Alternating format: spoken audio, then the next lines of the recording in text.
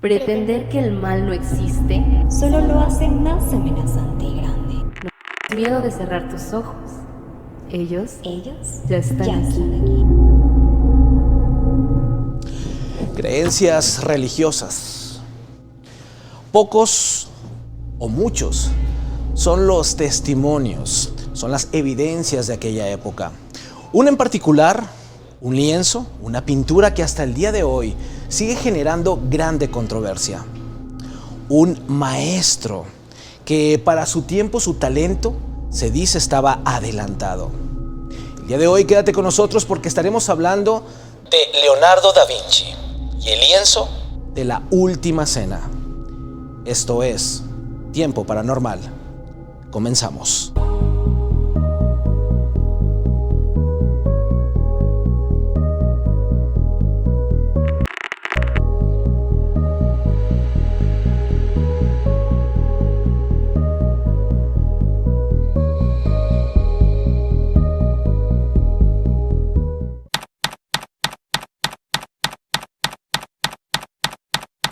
Muy buenas noches, bienvenidos a otro episodio más de Tiempo Paranormal.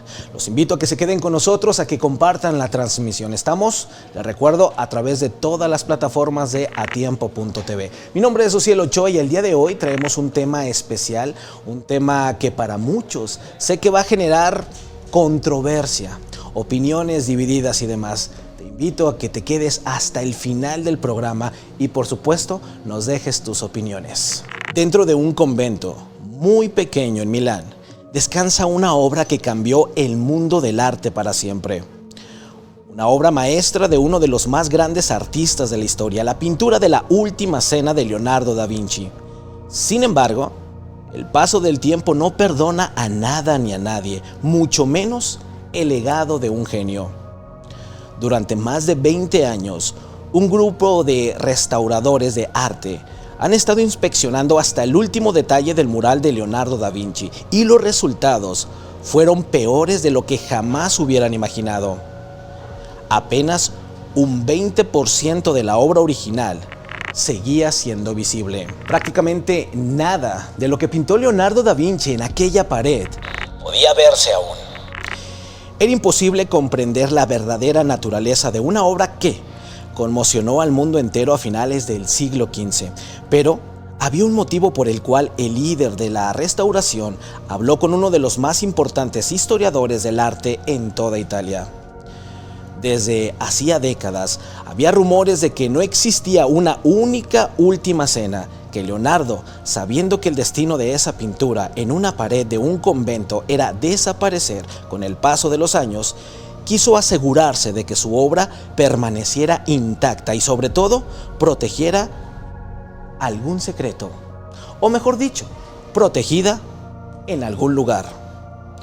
El historiador le dijo que era solo eso, rumores. No había ninguna evidencia de la existencia de una réplica pintada por Da Vinci. Todas las copias que se habían inspeccionado eran falsas. Unos pobres intentos, nulos intentos de replicar el arte del genio italiano.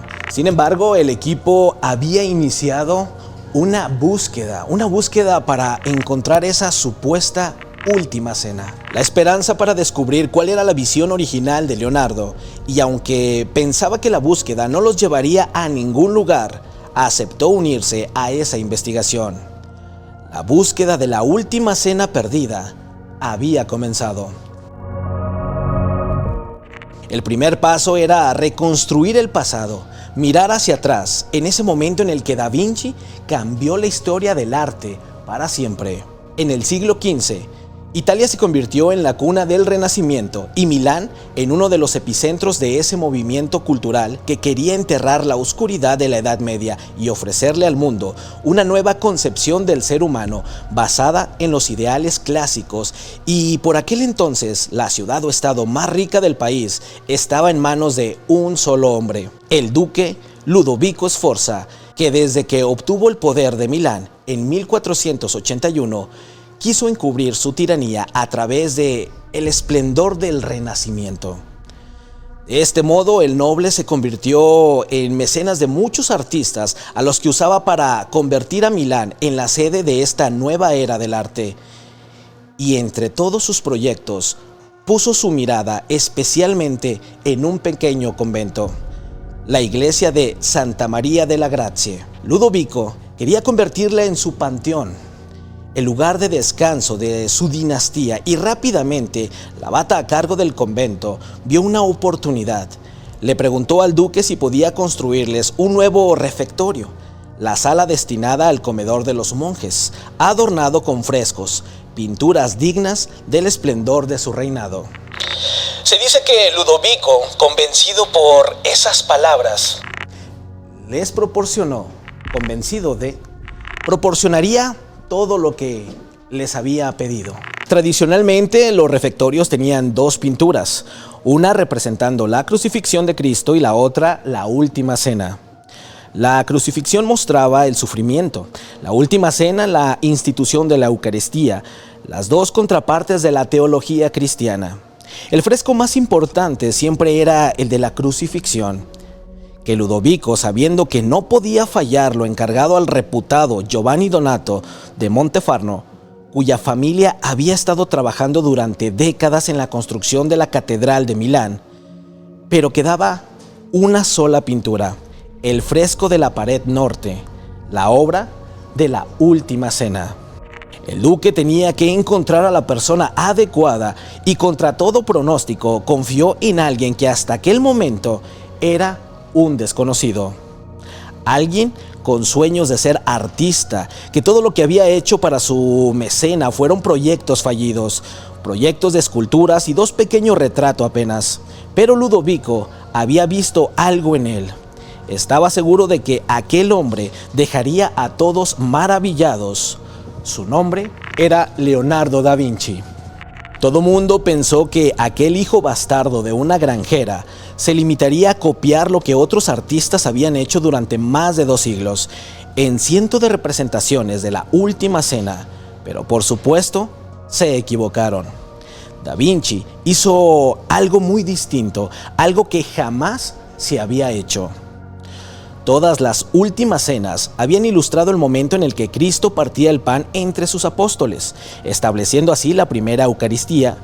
Leonardo no representó ese momento, plasmó el instante preciso en el que Jesús anunció que alguien en esa mesa lo había traicionado, que a la mañana siguiente, vendido por uno de sus apóstoles, iba a condenarle, anunciando así su muerte.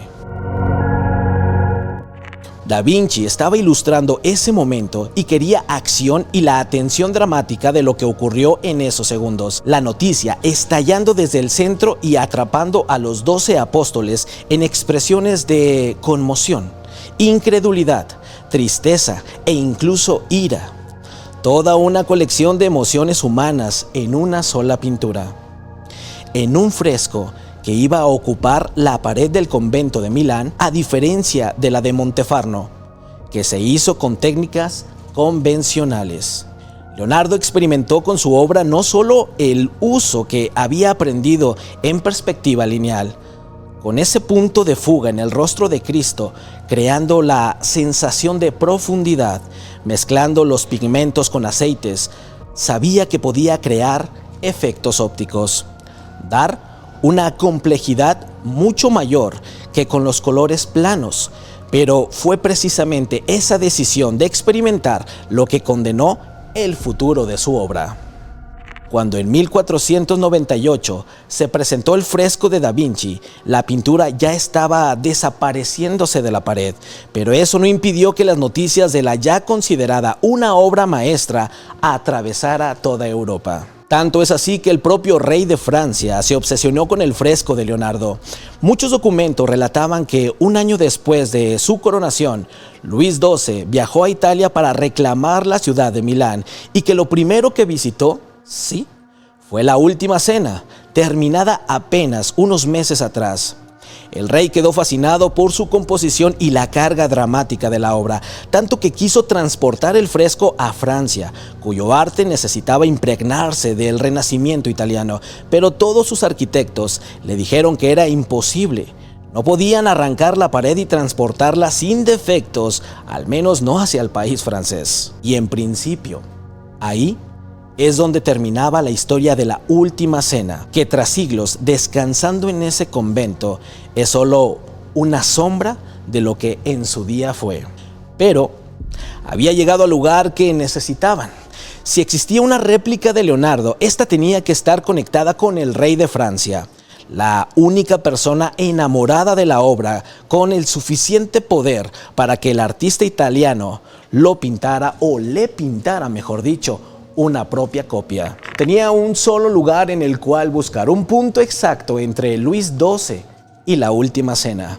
Y tras largas e interminables jornadas inspeccionando cientos de documentos históricos del siglo XV, el equipo dio con algo: unas cartas de Luis XII firmada por su propio puño y letra, enviada al gobierno de Milán, exigiendo sí la presencia de Leonardo da Vinci para, como se decía la misiva, hacer algo por sus propias manos.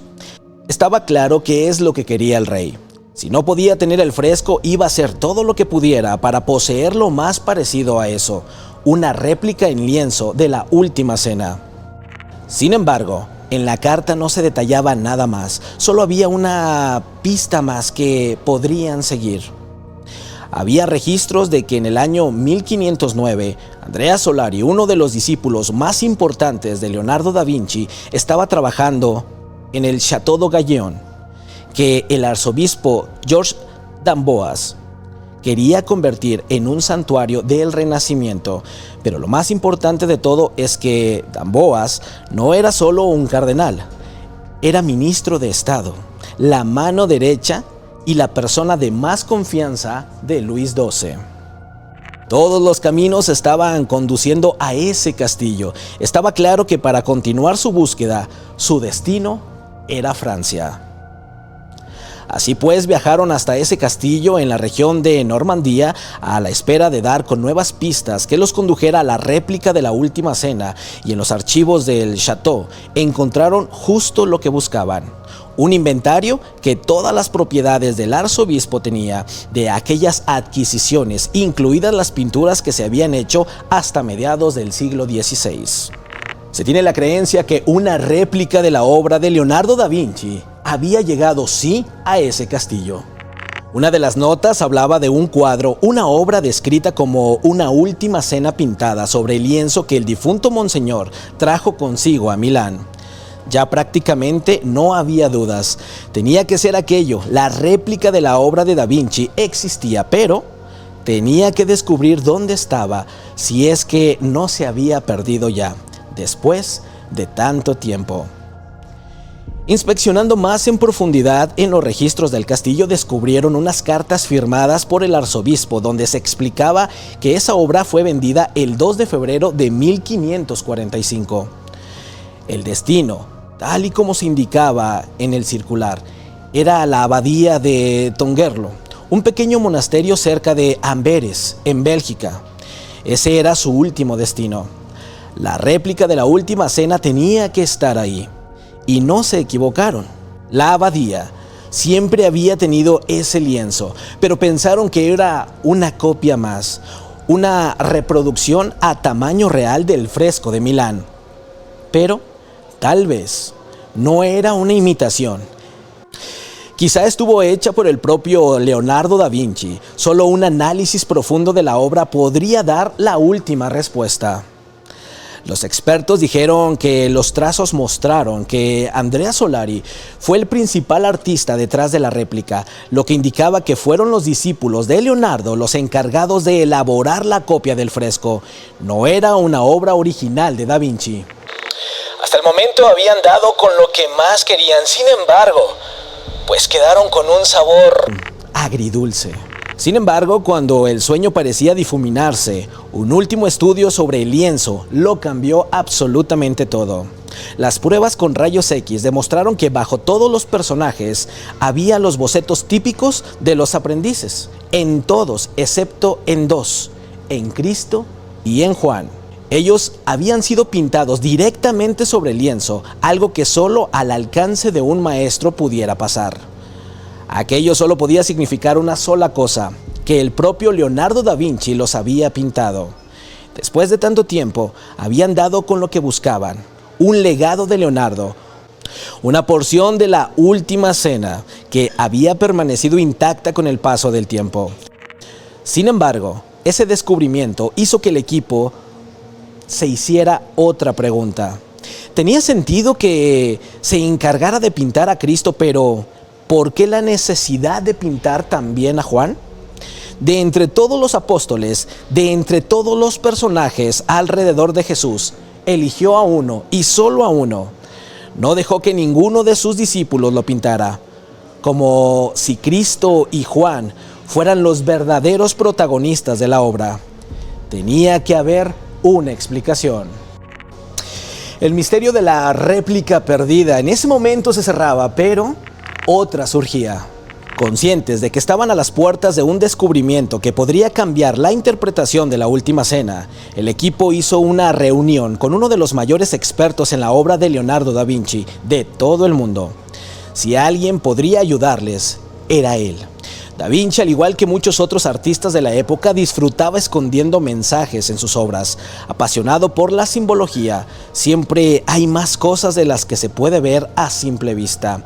Y la última cena, tal vez una de sus pinturas más analizadas, no era una excepción. Se habían creado cientos de teorías acerca del ocultismo del fresco de Milán. Un tiempo atrás, un grupo de músicos encontró una partitura escondida, unas notas musicales codificadas en los elementos del cuadro, como si Leonardo da Vinci hubiera dejado una sinfonía oculta, el himno a Dios.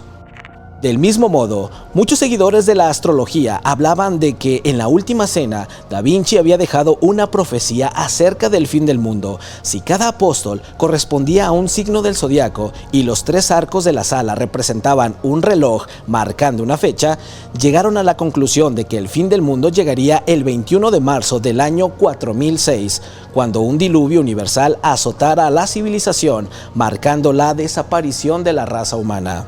Un juicio final predicha en la pintura de aquel genio italiano, Leonardo da Vinci. Pero todo aquello eran simples habladurías. Los expertos en su obra sabían que solo había un lugar en el cual buscar.